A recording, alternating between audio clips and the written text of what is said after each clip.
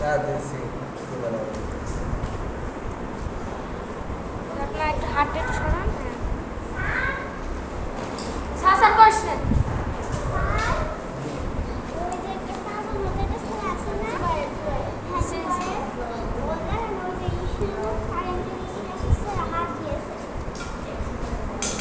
হাত উপর শর্ট খায় মরবে না। আর ওই কারেন্টের কাছে যদি ও কিছু করে তাহলে ওর বাপের ওই জায়গাটা টাকা দিতে হবে।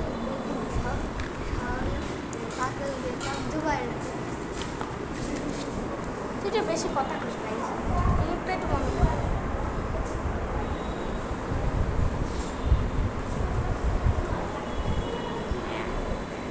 একই খাসিস